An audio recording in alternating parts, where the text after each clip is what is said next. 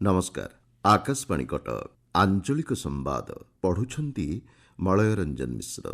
Utkarsh Odisha make in Odisha सम्मेलन अत्यंत सफलतार सह शेष होईछि बोली मुख्यमंत्री मोहन चरण माझी कहिछंती। स्वाक्षरित होइथिबा बुझामणापत्रगुड़िक बास्तव रूप देबापई सरकार एक स्वतंत्र व्यवस्था प्रणयन करिवे बोली मुख्यमंत्री कहिछंती। उद्यापनी समारोह श्री माझी कहिछंती एही सम्मेलन अवसर में विभिन्न क्षेत्र पर मोट 145 बुझामणापत्र स्वाक्षरित होईछि। राज्य में प्राय 12,99,000 कोटी टंकार पुंजीनिवेश प्रस्ताव आसीथिबा बेले एहाद्वारा प्राय 8,94,000 नियुक्ति सुजोग सृष्टि हेबो बोली मुख्यमंत्री कहिछंती।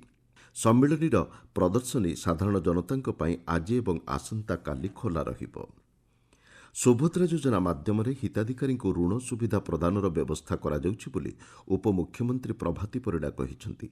महिला सशक्तिकरण को यह अधिक त्वरान्वित करिबो। उपमुख्यमंत्री कहिछंती एपर्यंत सुभद्रा योजन 1,07,00,000 योग्य हिताधिकारी पंजीकृत होइछंती।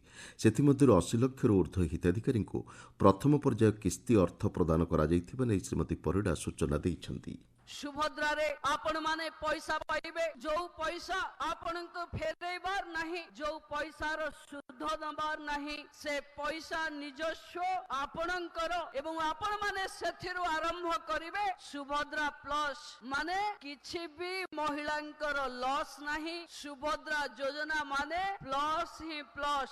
सुभद्रा योजना रे आपण माने पैसा पाइले, आपण माने टेक्निक पाइबे, आपण माने मार्केट पाइबे। संसदर बजेट अधिवेशन आसंता कालीठाରୁ आरंभ ହେବ। ଏହା ପୂର୍ବରୁ ଆଜି ନୂଆଦିଲ୍ଲୀରେ ସର୍ବଦଳୀୟ ବୈଠକ ଅନୁଷ୍ଠିତ ହେବ।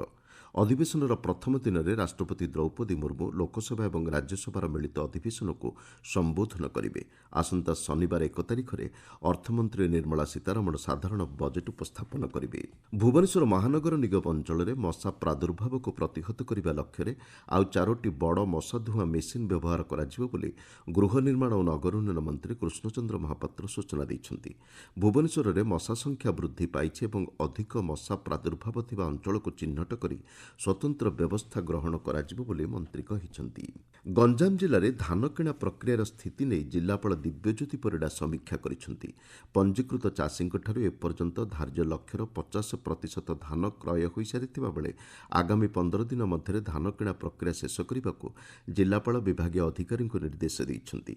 ଧାନ କିଣା ଟୋକନର ସମୟସୀମାକୁ ଆଉ 15 ଦିନ ବୃଦ୍ଧି କରାଯାଇଥିବା ବୈଠକରୁ ଜଣାପଡ଼ିଛି। ସାମାଜିକ ସୁରକ୍ଷା ଓ ଭିନ୍ନକ୍ଷମ ସଶକ୍ତିକରଣ ବିଭାଗ ପକ୍ଷରୁ ଆୟୋଜିତ 2 ଦିନିଆ ଜିଲ୍ଲା ସାମାଜିକ ସୁରକ୍ଷା ଅଧିକାରୀଙ୍କ ସମୀକ୍ଷା ବୈଠକ ଗତକାଲି ଉଦ୍ଯାପିତ ହୋଇଛି। ଭୁବନେଶ୍ୱର ଲୋକସେବା ଭବନଠାରେ ଅନୁଷ୍ଠିତ ଉଦ୍ଯାପନୀ ସମାରୋହରେ ବିଭାଗର ବିଭିନ୍ନ କାର୍ଯ୍ୟକ୍ରମର ସ୍ଥିତି ନେଇ ମତ ବିନିମୟ ହୋଇଛି। ଚଳିତ ବର୍ଷ ଆଠଗଡ଼ ବନଖଣ୍ଡକୁ 80ଟି ପ୍ରଜାତିର ବିଦେଶାଗତ ପକ୍ଷୀଙ୍କର ଆଗମନ ହୋଇଥିଲା। ବନ ବିଭାଗ ପକ୍ଷରୁ ମିଳିଥିବା ସୂଚନା ଅନୁଯାୟୀ ଆଠଗଡ଼ ବନଖଣ୍ଡକୁ 5ଟି ବନାଞ୍ଚଳରେ ବିଭକ୍ତ କରାଯାଇ ପକ୍ଷୀ ଗଣନା କାର୍ଯ୍ୟ କରାଯାଇଛି। ଉତ୍ତରାଖଣ୍ଡରେ ଚାଲିଥିବା 38ତମ ଜାତୀୟ କ୍ରୀଡ଼ା ପ୍ରତିଯୋଗିତାର ସନ୍ତରଣ ବର୍ଗରେ ଓଡ଼ିଶା ପ୍ରଥମ ପଦକ ହାସଲ କରିଛି। 100 ମିଟର ବଟରଫ୍ଲାଏ ପ୍ରତିଯୋଗିତାରେ ସୃଷ୍ଟି ଉପାଧ୍ୟାୟ ବ୍ରୋଞ୍ଜ ପଦକ ଜିତିଛନ୍ତି। ଓଡ଼ିଶା ମହିଳା ଏବଂ ପୁରୁଷ ରଗ୍ବି ଦଳ ସେମାନଙ୍କର ପ୍ରାରମ୍ଭିକ ମ୍ୟାଚ୍ରେ ଦିଲ୍ଲୀ ବିପକ୍ଷରେ ବିଜୟୀ ହୋଇଛନ୍ତି। ମହିଳା ଫୁଟବଲ ପ୍ରତିଯୋଗିତାରେ ଓଡ଼ିଶା ହରିୟାଣାକୁ 2-1 ଗୋଲ୍ରେ ପରାସ୍ତ କରିଛି। ଖୋଖୋର ମହିଳା ବର୍ଗରେ ଓଡ଼ିଶା ଦିଲ୍ଲୀକୁ ପରାସ୍ତ କରିଛି। ହକି ଇଣ୍ଡିଆ ଲିଗ୍ ପୁରୁଷ ବର୍ଗ ପ୍ରତିଯୋଗିତାର ସେମିଫାଇନାଲ୍ ପର୍ଯ୍ୟାୟ ତାଲିକା ଚୂଡ଼ାନ୍ତ ହୋଇଛି। ସାଚି ରାହା Bengal tigers, Hyderabad Toofans, Surama hockey club ଏବଂ ତାମିଲନାଡୁ ଡ୍ରାଗନ୍ସ ସେମିଫାଇନାଲ୍ ପର୍ଯ୍ୟାୟକୁ ଉନ୍ନୀତ ହୋଇଛନ୍ତି। ସେମିଫାଇନାଲ୍ରେ ଆସନ୍ତାକାଲି ତାମିଲନାଡୁ ଡ୍ରାଗନ୍ସ ଏବଂ ବେଙ୍ଗଲ ଟାଇଗର୍ସ ଓ ସୁରମା ହକି କ୍ଲବ ଏବଂ ହାଇଦ୍ରାବାଦ ତୁଫାନ୍ସ ମଧ୍ୟରେ ମ୍ୟାଚ୍ ଖେଳାଯିବ। ଗତକାଲିର ଲିଗ୍ ପର୍ଯ୍ୟାୟ ମ୍ୟାଚ୍ରେ ଇପି ରୁଦ୍ରାସ ତାମିଲନାଡୁ ଡ୍ରାଗନ୍ସକୁ 3-2 ଗୋଲ୍ରେ ହରାଇ ଦେଇଛି। ତେବେ ପଏଣ୍ଟ ଆଧାରରେ ତାମିଲନାଡୁ ସେମିଫାଇନାଲ୍ରେ ପହଞ୍ଚିଛି। ଅନ୍ୟ ଏକ ମ୍ୟାଚ୍ରେ ସୁରମା ହକି କ୍ଲବ ବେଙ୍ଗଲ ଟାଇଗର୍ସକୁ ସୁଟ୍ଆଉଟ୍ ଜରିଆରେ 3-0 ଗୋଲ୍ରେ ପରାସ୍ତ କରି ସେମିଫାଇନାଲ୍ ପର୍ଯ୍ୟାୟରେ ସ୍ଥାନ ପକ୍କା କରିଛି। ରାଜ୍ୟର ଉତ୍ତର ପଶ୍ଚିମ ଦିଗରୁ ଶୁଷ୍କ ବାୟୁ ପ୍ରବେଶ କରୁଥିବାରୁ ଆଜିଠାରୁ ତାପମାତ୍ରା ବୃଦ୍ଧି ପାଇବ। ଭୁବନେଶ୍ୱର ଆଞ୍ଚଳିକ ପାଣିପାଗ ବିଜ୍ଞାନ କେନ୍ଦ୍ରର ସୂଚନା ଅନୁଯାୟୀ ରାତିରେ ଥଣ୍ଡାର ପ୍ରଭାବ ହ୍ରାସ ପାଇବ।